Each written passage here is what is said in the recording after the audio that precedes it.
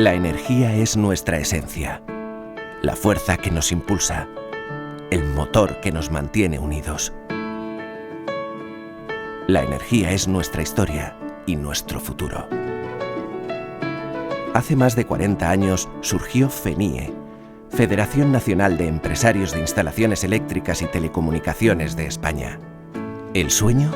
Cohesionar a todo el colectivo de asociaciones provinciales de empresas instaladoras de electricidad, telecomunicaciones y energías renovables y velar por sus intereses, ofreciendo a las asociaciones y empresas asociadas que la integran una amplia variedad de servicios y soluciones diseñadas para resolver sus necesidades, aportando valor mediante formación, cualificación y reconocimiento, posibilitando más ventajas de ahorro y nuevas oportunidades de crecimiento y negocio.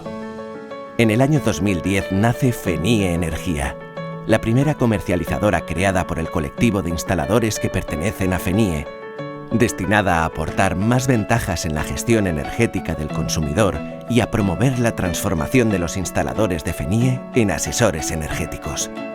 En 2012 surge EIC, un sistema de certificación de empresas que nace de la necesidad, detectada en el sector, de contar con una identificación clara de aquellas empresas que cuentan con todos los requisitos legales para llevar a cabo su actividad profesional. En 2015 se crea la red de formación EIC, en la que ya se han formado más de 1000 profesionales en los campos más novedosos del sector, como el autoconsumo o el vehículo eléctrico.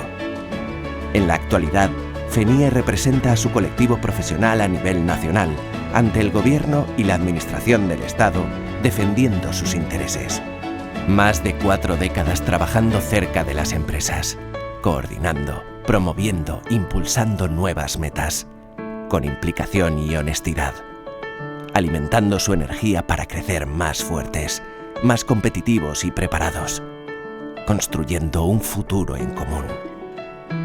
La ilusión es una fuente de energía inagotable.